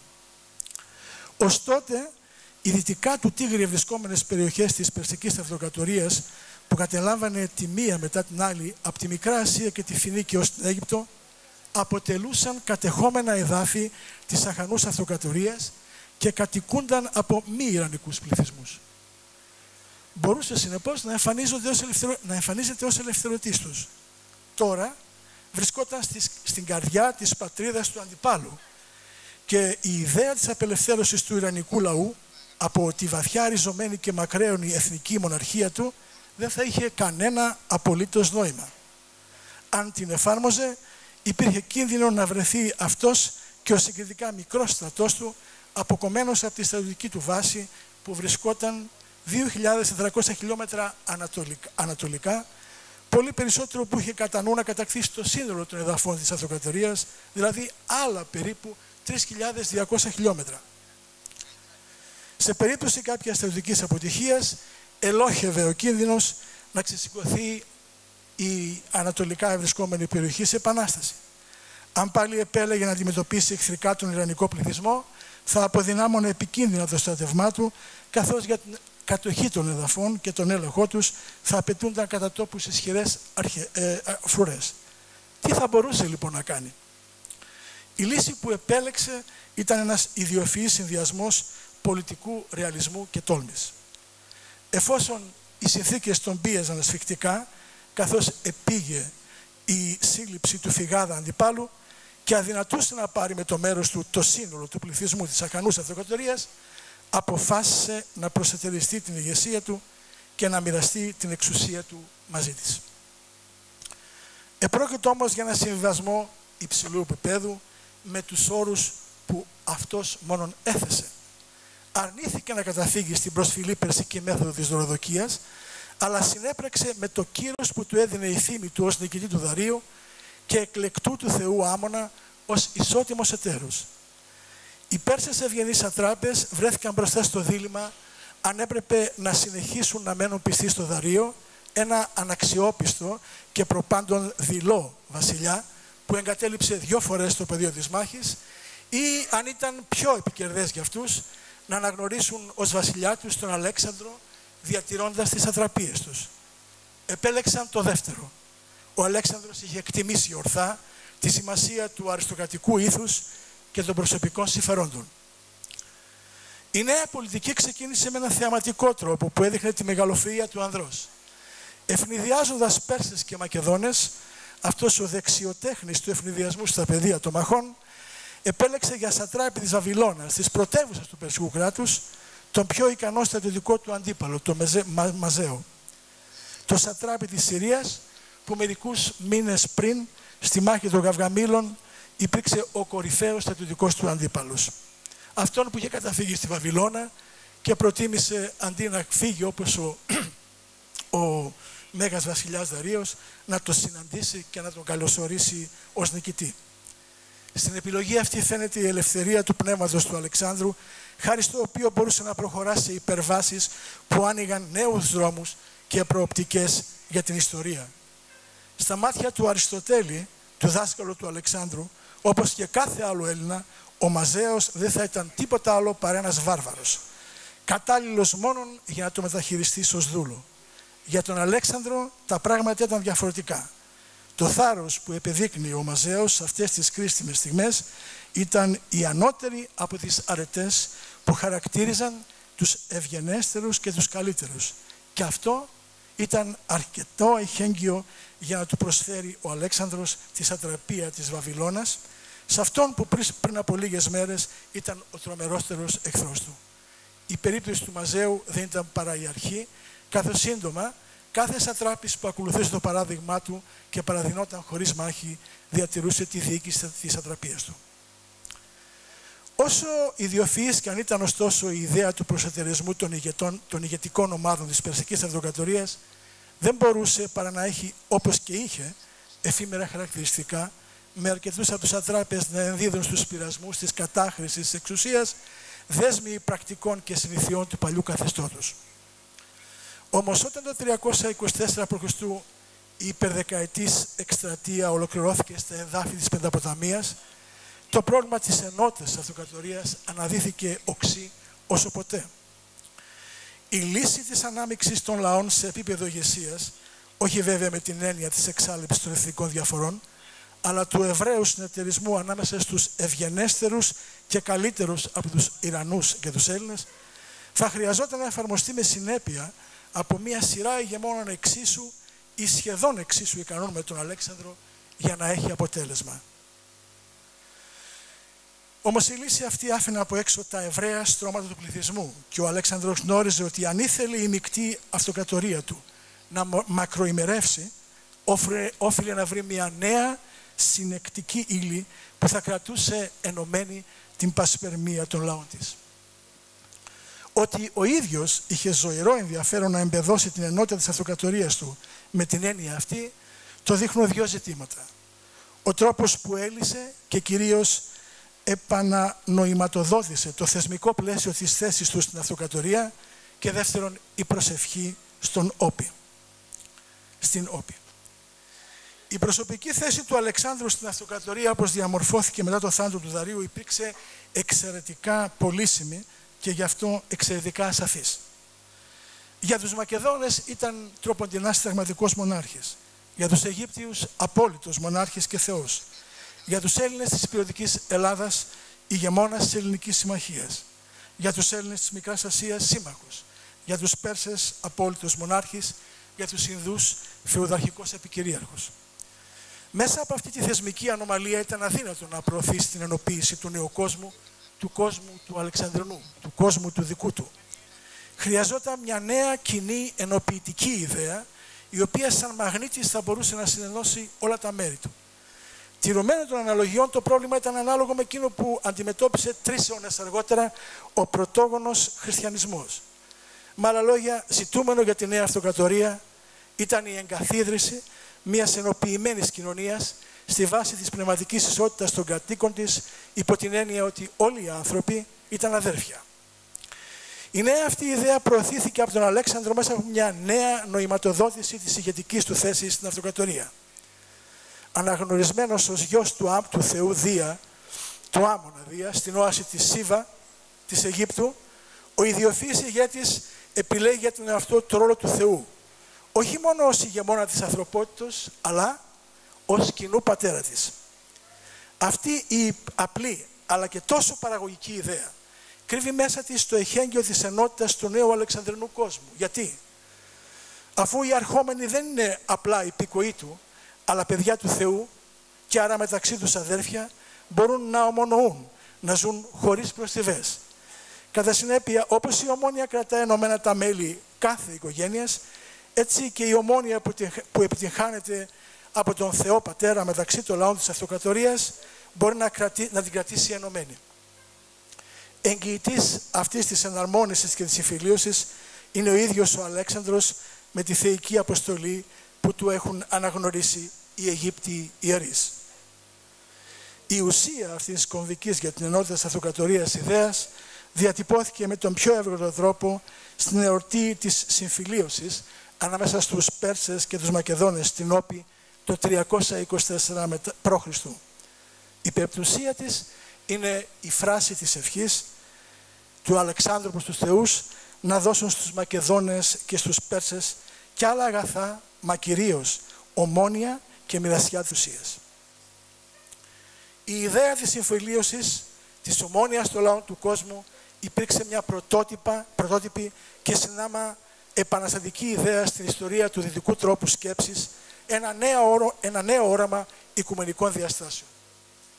Και μπορεί ο δημιουργός του Αλέξανδρος να μην ευτύχησε να το δει, να πραγματοποιείται, λόγω του αδόκητου θανάτου του στα 33 του χρόνια, μετουσιώθηκε όμως σε καθημερινότητα 3 αιώνες αργότερα, όταν μια άλλη αυτοκρατορία, εκείνη των Ρωμαίων, αυτόν που πρώτοι τον αποκάλεσαν μεγάλο, κατόρθωσε να εξασφαλίσει για πάνω από 200 χρόνια ειρήνη και ομόνοια στους διαφορετικούς λαούς που την αποτελούσαν.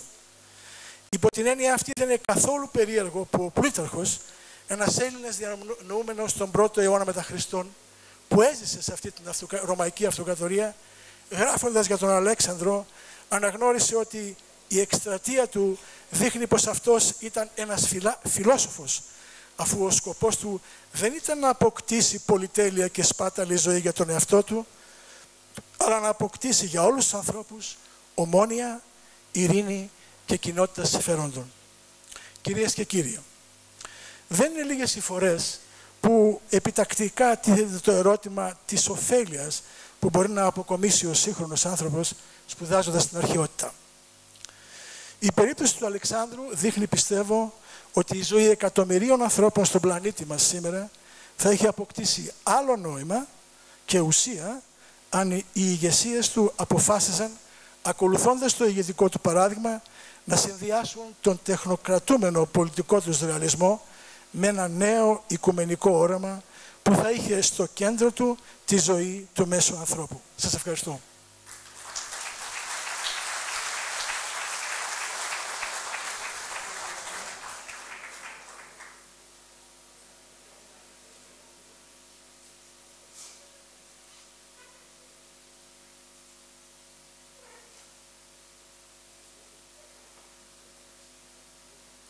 Κυρίες και κύριοι, επειδή μόλις έφτασε ο Σεβασμιότητος Μητροπολίτης μας, ο κύριος Γεώργιος, θα τον περιμένουμε 1 λεπτό για να συνεχίσουμε και το πρόγραμμα μας.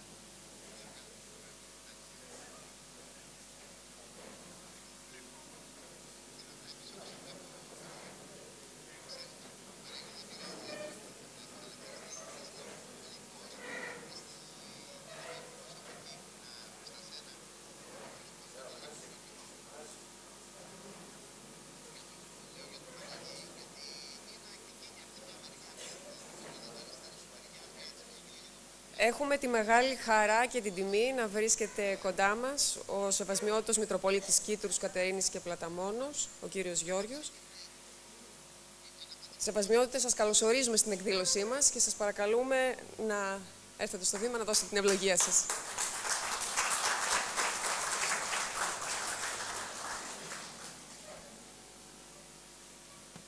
Σας ευχαριστώ πάρα πολύ, κύριε Πρόεδρε, και εσάς και τα μέλη του Διοικητικού Συμβουλίου που είχατε την καλοσύνη να με προσκαλέσετε στην εκδήλωση αυτή.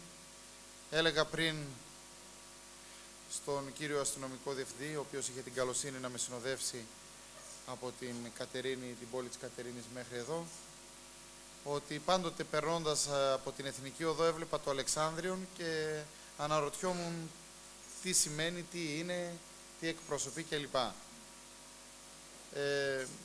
Είχε την καλοσύνη επίσης ο κύριος Αστυνομικός Διευθυντής να με ενημερώσει κατά την έλευσή μας για τις δραστηριότητες του κέντρου αυτού. Χαίρομαι ιδιαίτερα, διότι συνεχιστεί η λειτουργία του κέντρου αυτού και η ύπαρξή του ακόμη αφορά την ιστορία μας, αφορά την ύπαρξή μας ως έθνος, αφορά το μέλλον μας, αφορά την απάντηση που πρέπει να δίνουμε με αυτήν και με άλλες παρόμοιες εκδηλώσεις και ακόμα πιο δυναμικά για την ελληνικότητα της Μακεδονίας, καθώς είναι κάτι που μας αφορά όλους. Και είναι αλήθεια ότι εμείς οι Μακεδόνες είμαστε έτσι πάντοτε, και το αναγνωρίζουν αυτό οι εκ της Νοτιού Ελλάδος κυρίως ερχόμενοι, πάντοτε πιο θερμοί και πιο ζεστοί άνθρωποι, αλλά και πιο ευαίσθητοι στα εθνικά θέματα. Αυτό είχα την ευκαιρία και πρόσφατα, κατά την τελετή της ενθρονήσεως που έγινε το προηγούμενο Σάββατο. Πολλοί Μητροπολίτες, οι οποίοι ήρθαν και άλλοι κληρικοί από διάφορες Μητροπόλεις, ακριβώς αυτό το πράγμα είπαν, ότι ζηλεύουμε εσάς τους κληρικούς που υπηρετείτε εδώ στο χώρο της Μακεδονίας, διότι η Μακεδονία είναι η καρδιά της Ελλάδας, στην κυριολεξία. Ευχαριστώ πάρα πολύ και πάλι για την πρόσκληση, διότι αφορά και ένα κομμάτι που συνδέεται με την μέχρι πρότινος διακονία μου στην Άουσα και όλα αυτά τα ιστορικά ντοκουμέντα και τα τεκμήρια τα οποία σήμερα παρουσιάζονται εδώ, αλλά και πάντοτε αποτελούν το σημείο αναφοράς των εθνικών ιδεωδών μας. Η Νάουσα είναι μια πόλη με ιδιαίτερο πολιτισμό. Η Νάουσα είναι μια πόλη που πάντοτε κρατούσε ψηλά τα λάβαρα του έθνους μας, αλλά και της πίστεώς μας. Το έχω διαπιστώσει προσωπικά κατά την 20η εκεί διακονία μου και με την ευκαιρία αυτή σας μεταφέρω και τις ευχές του μέχρι πρότινος προϊσταμένου μου και γέροντά μου, Σεβασμιωτάτου Μητροπολίτου Βερίας, Ναούσης και Καμπανίας κ. Παντελεήμονος, ο οποίος μου τηλεφώνησε νωρίτερα και μου είπε να μεταφέρω σε όλους τους χαιρετισμούς, τα συγχαρητήρια και τις ευχές του. Σας ευχαριστώ πολύ.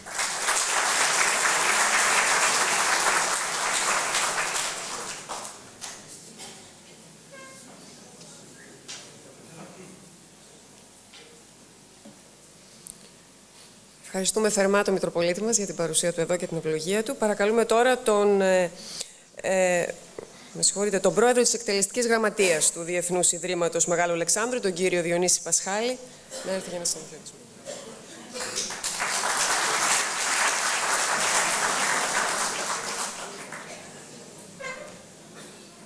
Σεβασμιότατε, Μητροπολίτη, Κήτρους, Κατερίνης και Πλαταμόνος, κύριε Γεώργη. Εκλεκτοί εκπρόσωποι πάσης αρχής και εξουσίας, αξιότιμοι κυρίες και κύριοι. Σκοπός της σημερινής εκδήλωσης είναι να κρατήσουμε ζωντανή τη μνήμη του ένδοξου παρελθόντος.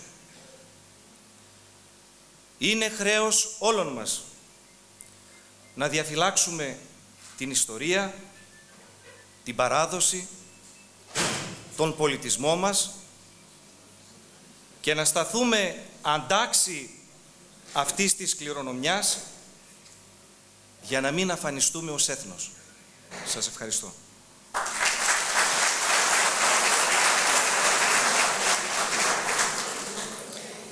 Η συνέχεια στην εκδήλωσή μας θα γίνει με τις ναουσές γυναίκες του ομίλου Γενίτσαρη και Μπούλες, με συγχωρείτε, Γενίτσαρη και Μπούλες της Νάουσας, οι οποίες χορεύοντας θα τραγουδούν το τραγούδι σύμβολο του ολοκαυτώματος της Νάουσας και της περιοχής της, τη Μακρινίτσα, της Νάουσας στο Κάστρο. Ο Όμιλος για την Προστασία και Προβολή του Εφήμου Γενίτσαρη και Μπούλες της Νάουσας, όπως είναι ο πλήρης τίτλος του ομίλου, ιδρύθηκε το 1971. Έχει λάβει μέρος σε εκατοντάδες εκδηλώσεις στην Ελλάδα και στο εξωτερικό. Στο σημερινό πρόγραμμα θα ακολουθήσουν μετά τη Μακρινίτσα οι χοροί Μελικές, Ξένες στα ξένα, πώς περνάς, Συρτός και πότε θα έρθουν οι αποκριές. Μετά το γυναικείο τμήμα του ομίλου είναι η ώρα που πάντα όλοι περιμένουμε, όσοι έχουμε ξαναδεί τουλάχιστον τον όμιλο.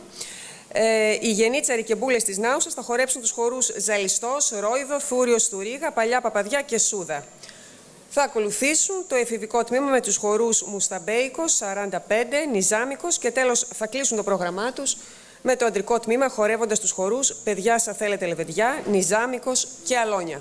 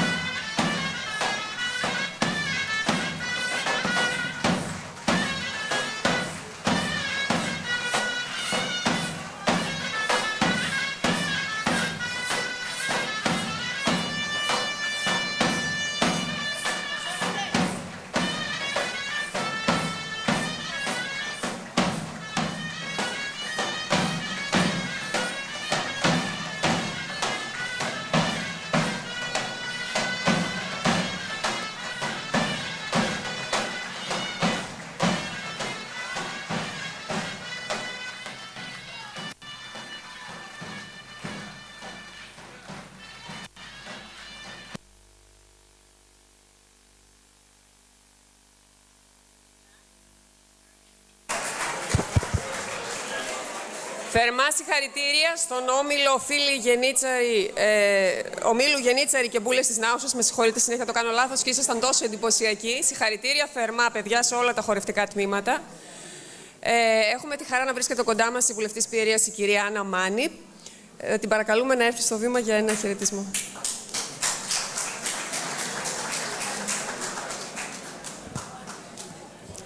Σεβασμιότατες, σεβαστοί πατέρες, κύριε Πρόεδρε του Ιδρύματος, επίσημοι καλεσμένοι, αγαπητοί φίλοι από την Άουσα, φίλες και φίλοι.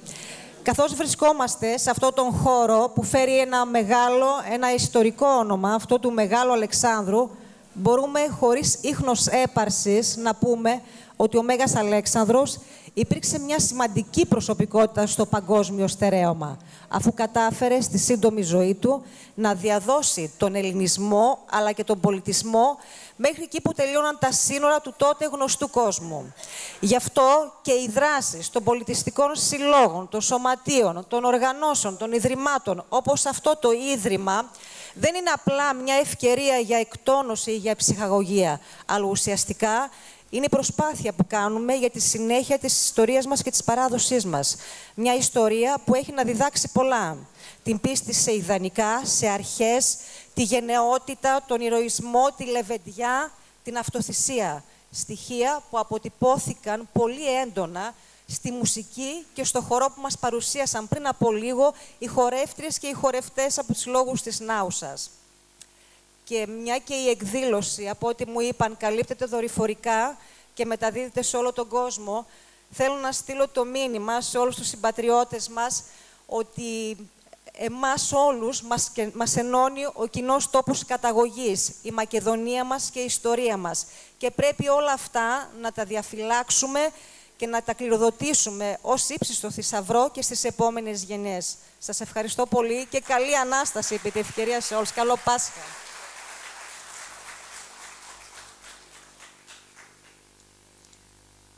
Στη συνέχεια θα ακολουθήσει ο Πολιστικός Σύλλογος Άγιος Χριστόφορος Νέων Πολυπλατάνου Νάουσας, που ιδρύθηκε το 1981 και διαθέτει τμήματα χορευτικά και τμήμα χοροδίας.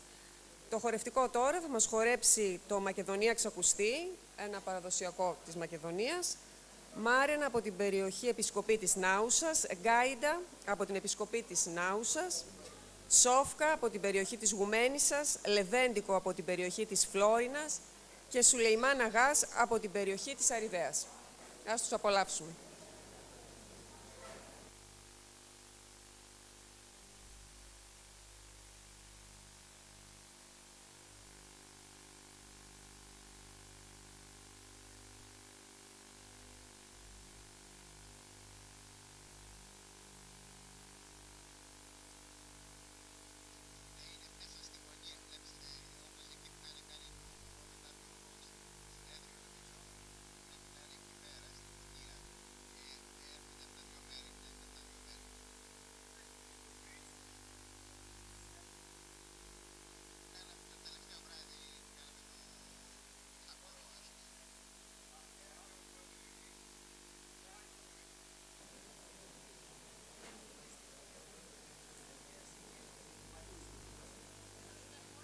Με συγχωρείτε που παρεμβαίνω στο πρόγραμμα. Επειδή 10 η ώρα έχω ένα άλλο ραντεβού στην Κατερίνη, θα κόψουμε την κορδέλα που έχει προγραμματιστεί και εσείς μπορείτε βεβαίως να συνεχίσετε. Ευχαριστώ πολύ.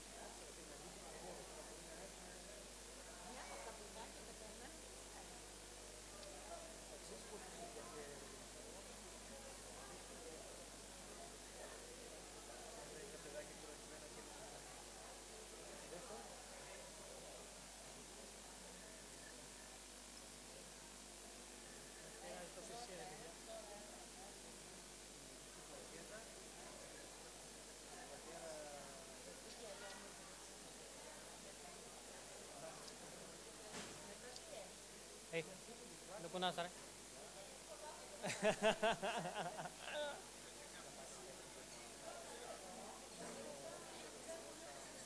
Ποιος είναι ο μπαμπάς σου? Ποιος είναι ο μπαμπάς σου? Ο μπαμπάς σου ποιος είναι? Δεν τον ξέρω. Α, που έχει τη μικροφωνική.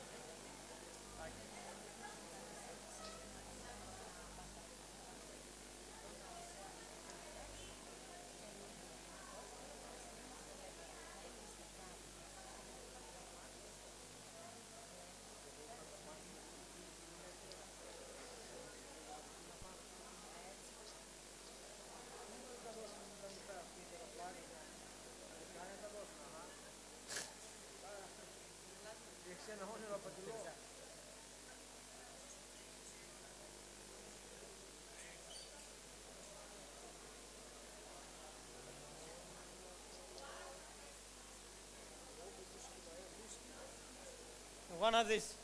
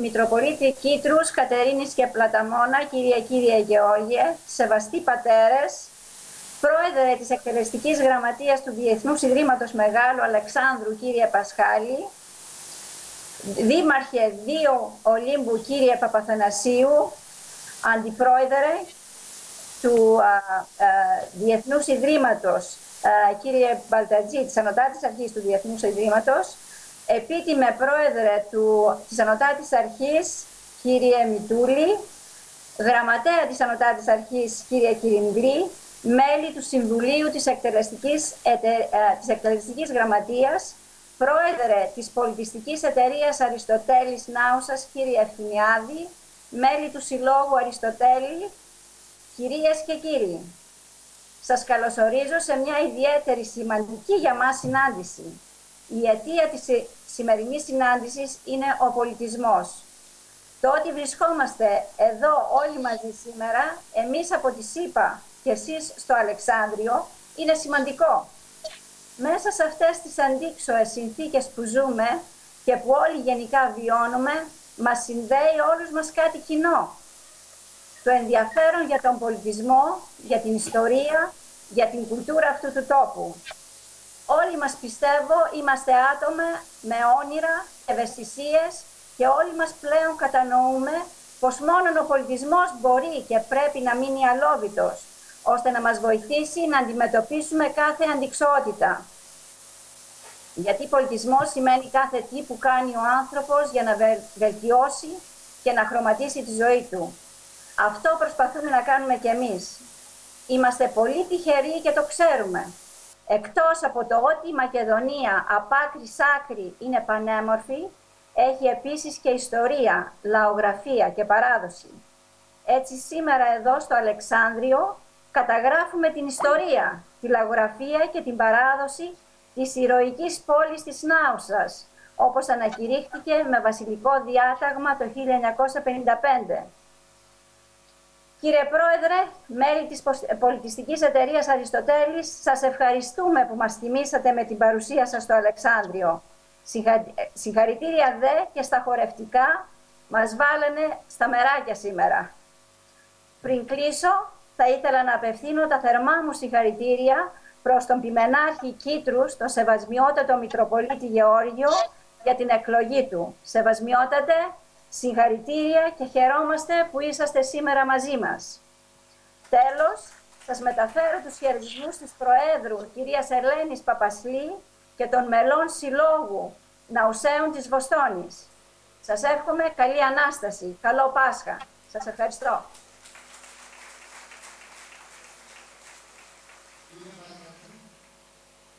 Ναι, βεβαίως. Αγαπητοί φίλοι, συμπατριώτες, Ναουσαίοι, Μακεδόνες, Έλληνες όλου του κόσμου, γεια σας.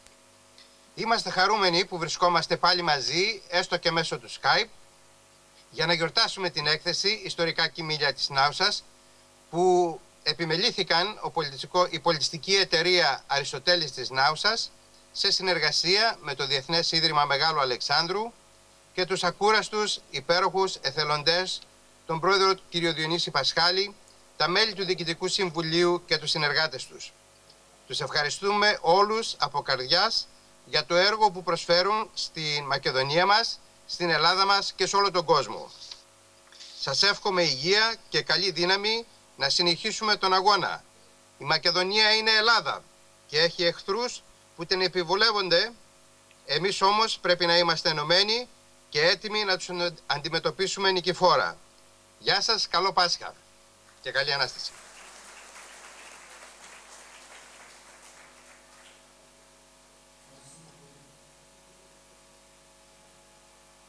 Δυστυχώς εγώ χάθηκα.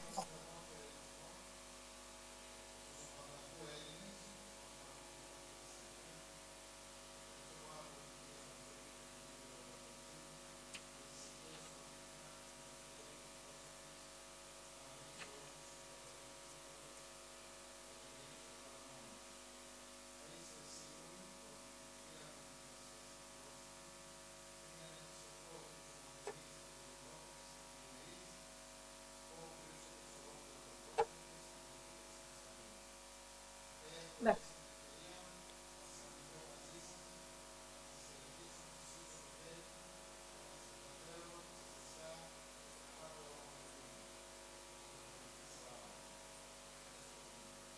Θα σας περνάει. Εμείς ευχαριστούμε.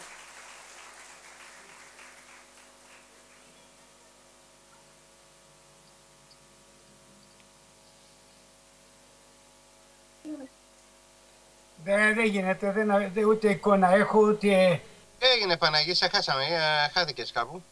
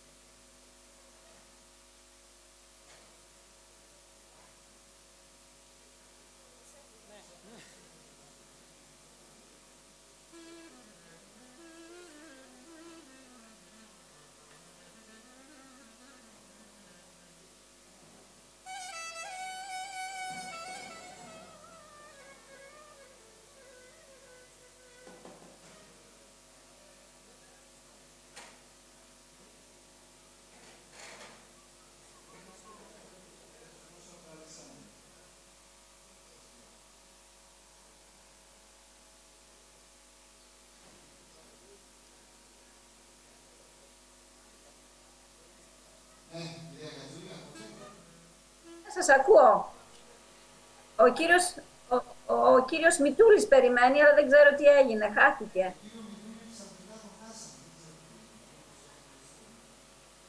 Δεν έκανα τίποτα στο κομπιούτερ, αλλά δυστυχώς δεν έχω ούτε ήχο, ούτε φωτογραφία, τίποτα. Τον άκουσες όμως τον κύριο Μιστακίδη? Ναι, τον άκουσα. Δεν σας βλέπω. Δεν σε βλέπουμε, αλλά σ' ακούμε. Ναι, εκεί δίπλα. Γεια σου Τέλειο. Γεια σου Τέλειο, να είσαι καλά.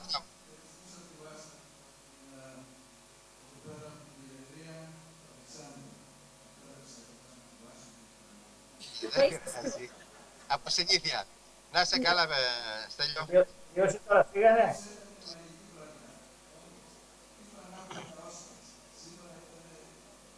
Έτσι, μπράβο. Μπράβο. Γεια. Γεια σου, άντε, καλό ταξίδι επιστροφής. Ναι. Να είστε καλά.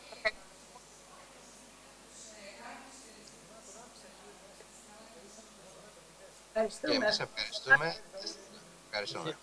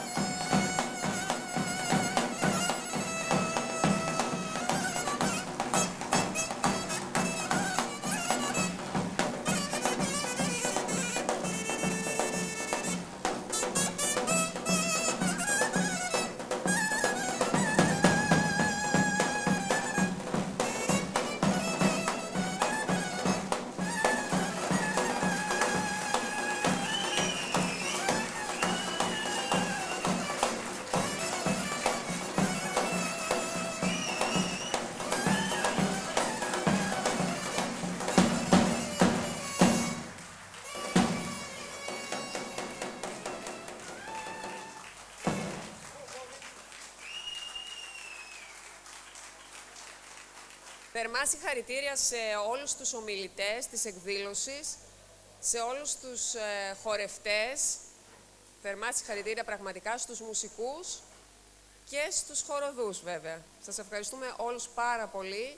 Ακολουθεί δεξίωση, όπου εκεί είναι ανοιχτή για όλους. Μπορείτε όλοι να έρθετε. Ναι, ακριβώς είναι στο υπόγειο, στη διάρκεια της οποίας θα προβάλλεται το ντοκιμαντέρ Νάουσα Μακεδονία Ελλάδα. Σας ευχαριστώ όλους πολύ. Ναι, βεβαίως.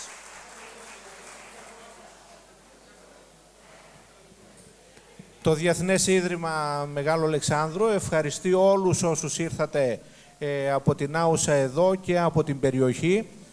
Με αυτήν την εκδήλωση κάνουμε πραγματικότητα τη νέα προσπάθεια του Αλεξάνδριου να συνεργαστεί με τοπικούς πολιτιστικούς συλλόγους για να διατηρήσουμε τη γνήσια μακεδονική παράδοση, να ενδυναμώσουμε τη συνεργασία των Μακεδόνων, για να μπορέσουμε ο μακεδονικός ελληνισμός να ξαναοργανωθεί, να συνεργαστεί μεταξύ του, και εκείνο που πρέπει να γνωρίζουμε είναι ότι για να δυναμώσουμε τον ελληνισμό πρέπει ο μακεδονικός ελληνισμός να οργανωθεί και να ισχυροποιηθεί.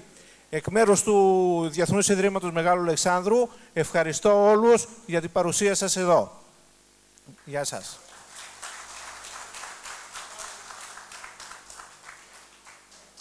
Θέλω μετά από τόσο κουράγιο και υπομονή που δείξατε για την πολύ ωραία παρουσίαση αυτή της σημερινής βραδιάς, να σας ευχαριστήσω εγώ προσφέροντας ένα κρασί από την Άουσα κάτω στο δείπνο. Επίσης προσφέρω και 40 βιβλία, ένας ναουστιές θυμάται, είναι μια αφήγηση από τον ξεσηκωμό και τον χαλασμό της Νάουσας. 40 βιβλία τα προσφέρω δωρεάν στο Ίδρυμα του Διεθνές, τον κύριο Πασκάλη που αγαπήσαμε τόσο πολύ. Συγχαρητήρια και Πασκάλη. Πιστεύω να έχετε καταλάβει ότι είστε στο σπίτι σας. Ανήκει σε όλους τους Μακεδόνες, σε όλους τους Έλληνες. Είναι στη διάθεση, γιατί πρέπει να στηρίξουμε την παιδεία, τον πολιτισμό μας, την παράδοση, για να μην αφανιστούμε ως έθνος. Σας ευχαριστώ.